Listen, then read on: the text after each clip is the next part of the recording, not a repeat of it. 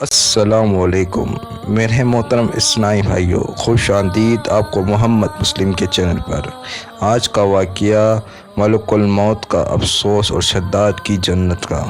ملک الموت نے اللہ تعالیٰ عز و جل کی بارگاہ میں عرض کی کہ اے مولا کریم، میں نے کروڑوں لوگوں کی جانیں قبض کی ہیں، مگر 2 جانیں ایسی ہیں جنہیں قبض کرتے ہوئے مجھے بڑی ہی صدمہ اور افسوس ہوا ہے۔ میں نے تیرے حکم کی تکمیل ضرور کی، مگر نہایت ہی دکھ کے ساتھ۔ وہ جن کی میں نے روح قبض کی، ایک تو ماں تھی اور دوسرا بیٹا تھا۔ واقعہ کچھ اس طرح ہے کہ ایک جہاز غرق ہو گیا تھا اور ایک عورت اپنے شیر خواہ بچے کے ساتھ ایک تختے کا سہارا لینے میں کامیاب ہو گئی۔ تختہ دریا میں بہہ رہا تھا اور ماں اور بیٹے اس پر سوار تھے۔ اے مولا کریم، اچانک تیرا حکم ہوا اور میں نے ماں کی جان اس تختے پر لے لی۔ میرے لیے پریشان کی بات یہ تھی کہ ماں مر چکی تھی، اب بچے کا کیا حشر ہوگا۔ بچہ ایک ٹوٹے ہوئے تختے پر سوار ہے جو کسی وقت بھی کسی تیز لہر کی وجہ سے الٹا ہو سکتا تھا۔ بچے کے لیے نہ خوراک کا انتظام تھا، نہ کسی نگران کا۔ دریا کے کنارے دھوبی کپڑے دھو رہا تھا۔ اچانک کسی کی اس بچے پر نظر پڑی تو تختے کو کھینچ کر لایا۔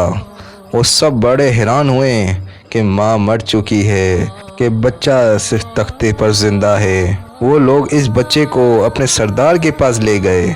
سردار بیچارہ بے اولاد تھا۔ سردار خوبصورت بچے کو دیکھ کر اس پر اس کا دل آ گیا اور سردار نے بچے کو اپنی نگرانی میں لے کر اسے بیٹا بنا لیا۔ یہ بچہ 8-9 سال کی عمر کا تھا کہ اپنی ساتھی جن بچوں کے ساتھ کھیل رہا تھا۔ اتنے میں بادشاہ وقت کی سواری کے آمدہ کا شور سن کر سب لوگ ادھر ادھر بھاگنے لگے، مگر یہ بچہ سڑک پر اکیلا کھڑا رہا۔ بادشاہ کی سواری گزر گئی، اس کے پیچھے اس کا عملہ پیدل آ رہا تھا۔ ان میں سے ایک سپاہی کو راستے میں سے سرمے کی ایک پوڑی ملی۔ اتفاق سے اس بچے کی نظر بہت کمزور تھی اور سرمے کی اسے بہت ضرورت تھی، لہٰذا اس نے وہ سرما بحفاظت اپنے پاس رکھ لیا۔ آنکھوں میں لگانے سے پہلے ہی اسے خیال آیا کہ یہ سرمایہ تکلیف نہ بچائے، لگانے سے پہلے ہی کسی دوسرے شخص پر آزمانا لینا چاہیے۔ قریب ہی وہ بچہ کھڑا تھا، اس نے اس بچے پر آزمانا چاہا۔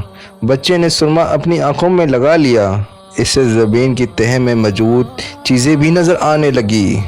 اس نے دیکھا کہ زمین کے اندر بہت سے خزانے پوشیدہ ہے۔ بچہ ہوشیار تھا، اس نے چیخا چلانا شروع کر دیا کہ سرما لگانے کی وجہ سے میری آنکھوں میں سخت تکلیف ہو گئی ہے۔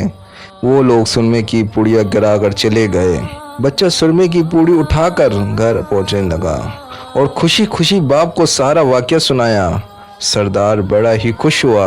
باپ نے کہا، ہمارے پاس آدمی بھی ہے اور گدھے بھی ہیں، تم سرما لگاؤ، ہم تمہارے ساتھ چلیں گے، جہاں کہیں خزانہ پاؤ ہمیں بتا دینا، ہم اس کو نکالیں گے۔ چنانچہ ایسا ہی ہوا۔ بچے کو بتانے پر وہ لوگ خزانہ نکالنے لگے۔ تھوڑے ہی عرصے میں امیر بن گئے۔ بچہ جوان ہوا تو اس نے اپنے پرزے نکالنے شروع کیے۔ ان کے پاس دولت کی افرانی ہو گئی۔ زمین کے تمام خزانے اس کی نظروں میں تھے۔ اس نے آہستہ آہستہ بہت سے آدمی اپنے ساتھ ملا لیے۔ اس کے بعد تمام سرداروں کو ادھر ادھر کر دیا اور خود سردار بن گیا۔ آخر نوبت یہاں تک آ چکی تھی کہ اس نے بادشاہ کے ساتھ بھی ٹکر لے لی اور اسے مغلوب کر کے خود بادشاہ بن گیا۔ اس بچے کا نام شداد تھا اور یہ وہی بچہ تھا جس کی ماں تختے پر ہی مر گئی تھی اور یہ اکیلا دریا کے لہروں کے ساتھ بہہ رہا تھا۔ کہتے ہیں کہ جب یہ برسر اقتدار آیا تو اس نے حکم دیا کہ ایک ایسا کمال درجے کا شہر آباد کیا جائے جس کی ایک اینٹ سونے کی ہو اور دوسری اینٹ چاندی کی ہو۔ اس میں ایک عالیشان باغ ہو جس میں دنیا کی ہر چیز منحصر ہو۔ جب وہ شہر ہر لحاظ سے مکمل ہو گیا تو شداد نے ارادہ کیا کہ جا کر اس شہر کا نظارہ کیا جائے۔ چنانچہ وہ شہر دیکھنے کے لیے نکلا۔ ابھی وہ دروازے تک ہی پہنچا تھا کہ ملک الموت کو حکم ہوا کہ اس کی وہاں اس کی روح قبض کر لی جائے۔ اسے اتنا موقع بھی نہ دیا کہ اپنے بے مثال پاک کو ایک نظر دیکھ سکا۔ ملک الموت نے کہا، اے مولا کریم، اس شخص کی روح قبض کرتے وقت بھی مجھے نہایت ہی صدمہ پہنچا کہ وہ شخص ہر چیز کر کے اسے دیکھ بھی نہ سکا۔ اللہ تعالیٰ عز و جل نے فرمایا، یہ وہی بچہ ہے جس کی ماں تختے پر مر گئی تھی اور اس پر تجھے ترس آیا تھا۔ اس بچے نے بڑا ہو کر نافرمانی کی خدا کے حکم سے، بغاوت کی اور سرکشی اختیار کر لی، مگر ہم نے اسے خود تک جنت میں قدم رکھنے کی مہلت نہ دی اور اسے باہر ہی ہلاکت کر دیا۔ اسی جنت کے بارے میں مشہور ہے کہ وہ دنیا میں موجود ہے مگر سب کی نظروں سے اوجھل ہے۔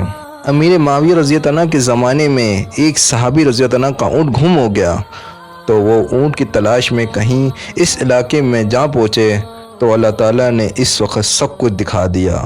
وہ صحابی وہاں کی کوئی نشانی بھی ساتھ نہیں لائے تھے۔ اس صحابی نے یہ واقعہ امیر معاویہ رضی اللہ عنہ کے پاس بیان کیا۔ انہوں نے اس جگہ کو کافی تلاش کیا مگر کسی کو وہ جنت نہ ملی اور اللہ تعالیٰ عز و جل نے ہمیشہ کے لیے جنت کو پوشیدہ کر دیا۔ اللہ رب العزت سے دعا ہے کہ جو سنا اس پر عمل کرنے کی توفیق عطا فرمائے اور ہمیں اللہ تعالیٰ اپنے نافرمانیوں سے بچائے، ہدایت عطا فرمائے، آمین ثم آمین۔ اگر ویڈیو اچھی لگی تو ویڈیو کو لائک کرو، شیئر کرو اور چینل کو سبسکرائب کرنا۔ ملتے ہیں نیکسٹ ویڈیو میں۔ اللہ حافظ۔